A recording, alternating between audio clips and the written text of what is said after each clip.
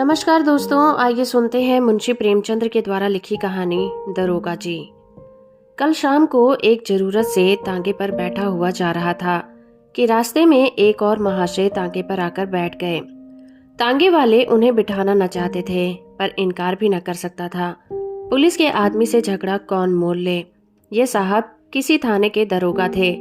एक मुकदमे की पैरवी करने सदर आए थे। मेरी आदत है कि पुलिस वालों से बहुत कम बोलता हूँ। सच पूछिए तो मुझे उनकी सूरत से नफरत है। उनके हाथों प्रजा को कितने कष्ट उठाने पड़ते हैं, इसका अनुभव इस जीवन में कई बार कर चुका हूँ।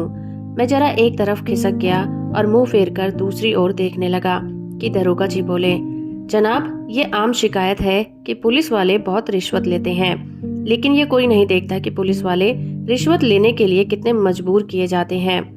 अगर पुलिस वाले रिश्वत लेना बंद कर दें तो मैं हलफ से कहता हूँ, जो ये बड़े बड़े ऊंची पगड़ियों वाले रईस नजर आते हैं, सब के सब जेल खाने के अंदर बैठे दिखाई देंगे। अगर हर एक मामले का चालान करने लगे तो दुनिया पुलिस वालों को और भी बदनाम कर देगी। और आपको यकीन ना आएगा जनाब, रुपए की थैलियां गले लगाई जाती हैं। हम हजार इनकार करें, पर चारों तरफ से ऐसे दबाव पड़ते हैं कि लाचार होकर लेना ही पड़ता है। मैंने उपहास के भाव से कहा, जो काम रुपए लेकर किया जाता है वही काम बिना रुपए लिए भी तो किया जा सकता है। दरोगा जी हंसकर बोले, वह तो गुनाह बेलज्जत होगा। बंदा परवर पुलिस का आदमी इतना कट्टर देवता नहीं होता, और मेरा ख्याल है कि शायद कोई इंसान भी इतना बेलौस नहीं हो सकता। और सींगों के लोगों को भी देखता हूँ, मुझे तो कोई देवता न मिला। मैं भी इसका कुछ जवाब दे ही रहा था कि एक मियाँ साहब लंबी अचकन पहने, तुर्की टोपी लगाए तांगे के सामने से निकले। दरोगा जी ने उन्हें देखते ही झुककर सलाम किया और शायद मिजाज शरीफ पूछना चाहते थे कि उस भले आदमी ने सलाम का जवाब गालियों से देना शुरू कर दिया। जब तांगा कई कदम आगे निकल गया तो वो एक पत्थर लेकर तांगे के पीछे दौड़ा। तांगे वाले ने घोड़े को तेज कर दिया। उस भले मानुस ने भी कदम तेज किए और पत्थर फेंका। फिर मेरा सिर बाल बाल बच गया। उसने दूसरा पत्थर उठाया, वह हमारे सामने आकर गिरा। तीसरा पत्थर इतनी जोर से आया कि दरोगा जी के घुटनों में बड़ी चोट आई, पर इतनी देर में तांगा इतनी दूर निकल आया था कि हम पत्थरों की मार से दूर हो गए थे। हाँ, गालियां अभी भी सुनाई दे रही थी। जब तक वो आदमी आंखों से ओझल न हो गया, हम उसे एक हाथ में पत्थर उठाए गालियां बकते हुए ही देखते रहे। अब जरा चित्त शांत हुआ। मैंने दरोगा जी से पूछा, यह कौन आदमी है साहब, कोई पागल तो नहीं है? दरोगा जी ने घुटने को सहलाते हुए कहा, पागल नहीं है साहब, मेरा पुराना दुश्मन है। मैंने समझा था जालिम पिछली बातें भूल गया होगा, वरना मुझे क्या पड़ी थी कि सलाम करूं। मैंने पूछा, आपने इसे किसी मुकदमे में सजा दिलाई होगी? बड़ी लंबी दास्तान है जनाब, बस इतना ही समझ लीजिए कि इसका बस चले तो मुझे जिंदा ही निकल जाए। आप तो शौक की आग को और भड़का रहे हैं। अब तो यह दास्तान सुने बगैर तस्कीन न होगी। दरोगा जी ने पहलू बदलकर कहा, अच्छी बात है, सुनिए। कई साल हुए मैं सदर में ही तैनात था। बेफिक्री के दिन थे। ताजा खून एक माशूक से आंख लड़ गई। आम दरफ्त शुरू हुई। अब भी जब उस हसीना की याद आती है तो आंखों से आंसू निकल आते हैं। बाजारों औरतों में इतनी हया, इतनी वफा, इतनी मुरव्वत मैंने नहीं देखी।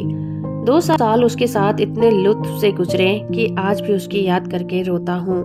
मगर किस्से को बढ़ाऊंगा नहीं, वरना अधूरा ही रह जाएगा। मुख्तसर यह कि 2 साल के बाद मेरे तबादले का हुक्म आ गया। उस वक्त दिल को जितना सदमा पहुंचा, उसका फक्र करने के लिए दफ्तर चाहिए। बस यही जी चाहता था कि इस्तीफा दे दूं। उस हसीना ने यह खबर सुनी तो उसकी जान से निकल गई। सफर की तैयारी के लिए मुझे 3 दिन मिले थे। ये 3 दिन हमने मंसूबे बांधने में काट दिए। उस वक्त मुझे अनुभव हुआ कि औरतों को अक्ल से खाली समझने में हमने कितनी बड़ी गलती की है। मेरे मंसूबे शेख चिल्ली कैसे होते थे, कलकत्ते भाग चलें, वहाँ कोई दुकान खोल दें, या इसी तरह की कोई दूसरी तजवीज करता। लेकिन वो यही जवाब देती कि अभी वहाँ जाकर अपना काम करो, जब मकान का बंदोबस्त हो जाए तो मुझे बुला लेना, मैं दौड़ी चली आऊंगी। आखिर जुदाई की घड़ी आ ही गई। मुझे मालूम होता था कि अब जान न बचेगी। गाड़ी का वक्त निकला जाता था और मैं उसके पास से उठने का नाम न लेता था। मगर मैं फिर किस्से को तूल देने लगा। खुलासा यह कि मैं उसे 2-3 दिन में बुलाने का वादा करके रुखसत हो गया, पर अफसोस वे 2-3 दिन कभी नहीं आए। पहले 10-5 दिन तो अफसरों से मिलने और इलाके की देखभाल में गुजर गए। के बाद घर से खत आ गया कि तुम्हारी शादी तय हो गई है, रुखसत लेकर चले आओ। शादी की खुशी में उस वफा की देवी की मुझे फिक्र न रही। शादी करके महीने भर बाद लौटा तो बीवी साथ थी, रही सही याद भी जाती रही। उसने 1 महीने के बाद एक खत भेजा, पर मैंने उसका जवाब न दिया। डरता रहता था कि कहीं एक दिन वो आकर सिर पर न सवार हो जाए, फिर बीवी को मुंह दिखाने लायक भी न रह जाऊंगा। साल भर के बाद मुझे एक काम से सदर आना पड़ा। उस वक्त मुझे उस औरत की याद आई। सोचा जरा चलकर देख लेना चाहिए। फौरन अपने खत ना भेजने और इतने दिनों तक ना आने का जवाब सोच लिया और उसके द्वार पर जा पहुंचा। दरवाजा साफ सुथरा था, मकान की हालत भी पहले से अच्छी थी। दिल की खुशी हुई कि उसकी हालत उतनी खराब नहीं है जितनी मैंने समझी थी। और क्यों खराब होने लगी? मुझ जैसे दुनिया में क्या कोई और आदमी नहीं है? मैंने दरवाजा खटखटाया। अंदर से वो बंद था। आवाज आई, कौन है? आवाज उसी की थी, इसमें शक नहीं। फिर दरवाजा क्यों नहीं खोलती? जरूर मुझसे नाराज है। मैंने फिर कमाड़ खटखटाए और लगा अपनी मुसीबतों का किस्सा सुनाने। कोई 15 मिनट के बाद दरवाजा खुला। हसीना ने मुझे इशारे से अंदर बुलाया और चट किवाड़ बंद कर लिए। मैंने कहा, मैं तुमसे माफी मांगने आया हूँ। यहाँ से जाकर मैं बड़ी मुश्किल में फंस गया था। इलाका इतना खराब है कि दम मारने की मोहलत नहीं मिलती। हसीना ने मेरी तरफ न देखकर जमीन की तरफ ताकते हुए कहा, माफी किस बात की? तुमसे मेरा निकाह तो नहीं हुआ था। दिल कहीं और लग गया तो मेरी याद कहाँ से आती? मुझे तुमसे कोई शिकायत नहीं है। जैसा और लोग करते हैं वैसा ही तुमने भी किया। यही क्या कम है कि इतने दिनों के बाद इधर आ गए। रहे तो खैरियत से, किसी तरह जिंदा हूँ। इसी में घुलते घुलते ये तोंद निकल आई है। खुदा झूठ न बुलवाए, तब से दूने हो गए हो। मैंने झेपते हुए कहा, ये सारा बलगम का फिसाद है। भला मोटा में क्या होता, उधर का पानी निहायत बलगमी है। तुमने तो मेरी याद ही भुला दी।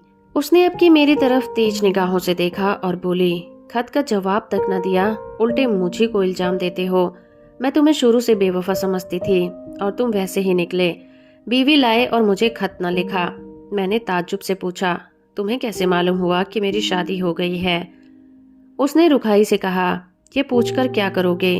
झूठ तो नहीं कहती, बेवफा बहुत देखे, लेकिन तुम सबसे बढ़कर निकले। तुम्हारी आवाज सुनकर जी में तो आया कि दुत्कार दूं, लेकिन ये सोचकर दरवाजा खोल दिया कि अपने दरवाजे पर किसी को क्या जलील करूं। मैंने कोट उतारकर खूंटी पर लटका दिया, जूते भी उतार डाले और चारपाई पर लेटकर बोला, लैली देखो, इतनी बेरहमी से पेश न आओ। मैं तो अपनी खताओं को खुद तस्लीम करता हूँ। मैं इसलिए अब तुमसे माफी मांगने आया हूँ। जरा अपने नाजुक हाथों से एक पान तो खिला दो। सच कहना, तुम्हें मेरी याद काहे को आती होगी? कोई और यार मिल गया होगा। लैली पानदान खोलकर पान बनाने लगी कि एकाएक किसी ने किवाड़ खटखटाए। मैंने घबराकर पूछा, वह कौन शैतान आ पहुंचा?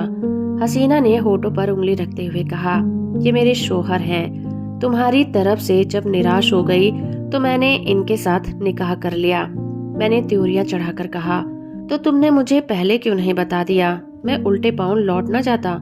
ये नौबत क्यों आती? न जाने कब की ये कसर निकाली। मुझे क्या मालूम कि ये इतनी जल्दी आ पहुंचेंगे।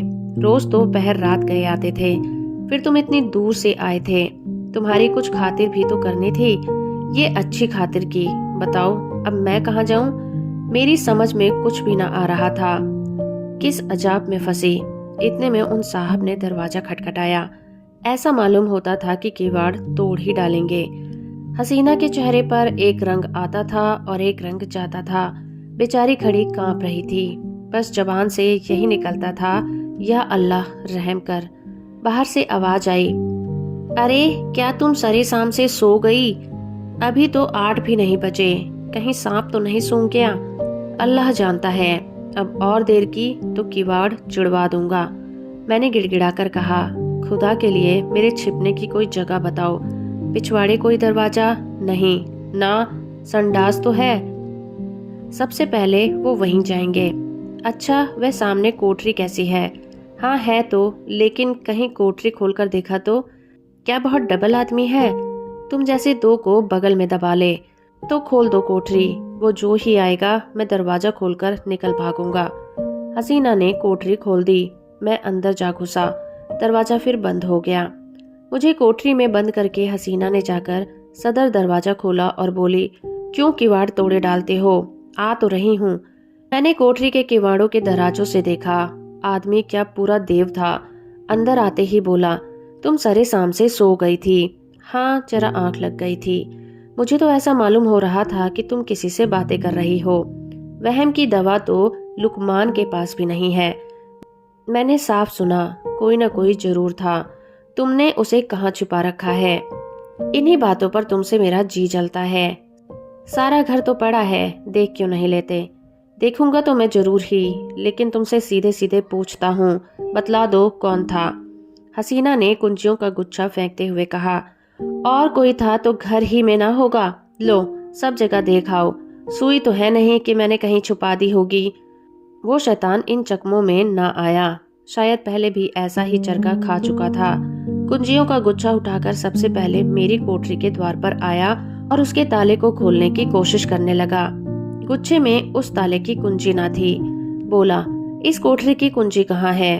हसीना ने बनावटी ताज्जुब से कहा, अरे तो क्या उसमें कोई छिपा बैठा है? वह तो लकड़ियों से भरी पड़ी है। तुम कुंजी दे दो ना।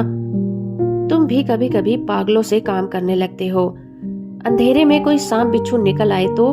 ना भैया, मैं उसकी कुंजी ना दूंगी। भला से सांप निकल आएगा, अच्छा ही हो निकल आए। इस बेहयाई की जिंदगी से मौत ही अच्छी। हसीना ने इधर उधर तलाश करके कहा, न जाने उसकी कुंजी कहाँ रख दी है, ख्याल नहीं आता। इस कोठरी में तो मैंने और कभी ताला नहीं देखा। मैं तो रोज लगाती हूँ, शायद कभी लगाना भूल गई हूँ, तो मैं कह नहीं सकती। तो तुम कुंजी ना दोगी? कहती तो हूँ, इस वक्त मिल नहीं रही। कह देता हूँ, कच्चा ही खा जाऊंगा।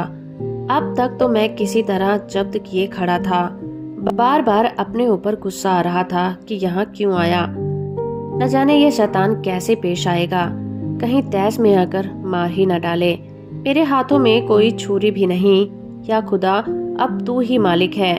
दम रोके हुए खड़ा था कि एक पल का भी मौका मिले तो निकल भागूं। लेकिन जब उस मरदूत ने किवाड़ों को जोर से धमधमाना शुरू किया, तब तो रूह ही फना हो गई। किवाड़ के दरवाजों से कुछ रोशनी आ रही थी। ऊपर जो निगाह उठाई तो एक मचान सा दिखाई दिया। डूबते को तिनके का सहारा मिल गया। उचक कर चाहता था कि ऊपर चढ़ जाऊं कि मचान पर एक आदमी को बैठे देखकर उस हालत में मेरे मुंह से चीख निकल गई। ये हजरत अचकन पहने, घड़ी लगाए, एक खूबसूरत साफा बांधे उकड़ू बैठे हुए थे। अब मुझे मालूम हुआ कि मेरे लिए दरवाजा खोलने में हसीना ने इतनी देर क्यों की थी। अभी उनको देख ही रहा था कि दरवाजे पर मूसल की चोटें पड़ने लगी। मामूली किवाड़ तो थे ही, 3-4 चोटों में दोनों किवाड़े नीचे आ रहे और वह मरदूद लालटेन लिए कमरे में घुसा। उस वक्त मेरी क्या हालत थी, इसका अंदाजा आप खुद कर सकते हैं। उसने मुझे देखते ही लालटेन रख दी और मेरी गर्दन पकड़कर बोला, अच्छा आप यहाँ तशरीफ रखते हैं, आइए आपकी कुछ खातिर कर दूं। ऐसे मेहमान रोज कहाँ मिलते हैं। ये कहते हुए उसने मेरा एक हाथ पकड़कर इतने जोर से बाहर की तरफ ढकेला कि मैं आंगन में औंधा जा गिरा। उस शैतान की आंखों से अंगारे निकल रहे थे। मालूम होता था उसके होठ मेरा खून चूसने के लिए बढ़े आ रहे हैं। मैं अभी जमीन से उठने भी न पाया था कि वो कसाई एक बड़ा सा तेज छुरा लिए मेरी गर्दन पर आ पहुंचा। मगर जनाब, हूँ पुलिस का आदमी। उस वक्त मुझे एक चाल सूझ गई। उसने मेरी जान बचा ली, वरना आज आपके साथ तांगे पन्ना बैठा होता। मैंने हाथ जोड़कर कहा, हुजूर मैं बिल्कुल बेकसूर हूँ, मैं तो मीर साहब के साथ आया था। उसने गरज कर पूछा, कौन मीर साहब? मैंने जी कड़ा करके कहा, वही जो मचान पर बैठे हुए हैं। मैं तो हुजूर का गुलाम ठहरा, जहाँ हुक्म पाऊंगा उनके साथ जाऊंगा। मेरी इसमें क्या खता है? अच्छा, तो कोई मीर साहब मचान पर भी तशरीफ रखते हैं? उसने मेरा हाथ पकड़ लिया और कोठरी में जाकर मचान पर देखा। वो हजरत सिमटे सिमटाए भीगी बिल्ली बने बैठे हुए थे। चेहरा ऐसा पीला पड़ गया था गोया बदन में जान ही ना हो। उसने उनका हाथ पकड़कर एक झटका दिया तो आप धम से नीचे आ गिरे। उनका ठाठ देखकर अब इसमें कोई शुबहा न रहा कि वो मेरे मालिक हैं। उनकी सूरत देखकर उस वक्त तरस के साथ हंसी भी आती थी। तू कौन है बे? जी मेरा मकान, ये आदमी झूठा है, यह मेरा नौकर नहीं है। तू यहाँ क्या करने आया था? उसने मेरी तरफ देखकर कहा। मुझे यही बदमाश धोखा देकर लाया था। यह क्यों नहीं कहता कि मजे उड़ाने आया था? दूसरों पर इल्जाम रखकर अपनी जान बचाना चाहता है सुअर। ले, तू भी क्या समझेगा कि किससे पाला पड़ा था। ये कहकर उसने उसी तेज छुरे से उन साहब की नाक काट दी। मैं मौका पाकर बेतहासा भागा, लेकिन हाय हाय की आवाज मेरे कानों में आ रही थी। इसके बाद उन दोनों में कैसी छनी, हसीना के सिर पर क्या आफत आई, इसकी मुझे कुछ भी खबर नहीं। मैं तब से 20 बार सदर आ चुका हूँ, पर उधर भूलकर भी नहीं गया। वो पत्थर फेंकने वाले हजरत वही हैं जिनकी नाक कटी थी। आज ना जाने कहां से दिखाई पड़ गए और मेरी शामत आई कि उन्हें सलाम कर बैठा। आपने उनकी नाक की तरफ शायद ख्याल नहीं किया। मुझे अब ख्याल आया कि उस आदमी की नाक कुछ चिपटी थी। बोला, हाँ नाक कुछ चिपटी तो थी, मगर आपने उस गरीब को बुरा चरखा दिया और करता ही क्या। जरूर दबा लेते, मगर चोर का दिल आधा होता है। उस वक्त अपनी अपनी पड़ी रहती है कि मुकाबला करने की सोचती। कहीं उस रमझल्ले में धर लिया जाता तो आबरू अलग जाती और नौकरी से अलग हाथ धोता, मगर अब इस आदमी से होशियार रहना पड़ेगा। इतने में चौक आ गया और हम दोनों ने अपनी अपनी राह पकड़ ली। तो दोस्तों, अभी आप सुन रहे थे मुंशी प्रेमचंद्र के द्वारा लिखी कहानी दरोगा जी। उम्मीद करती हूँ मेरा ये प्रयास और ये कहानी आपको अच्छी लगी होगी। वीडियो को लाइक और चैनल को सब्सक्राइब करना बिल्कुल मत भूलिएगा।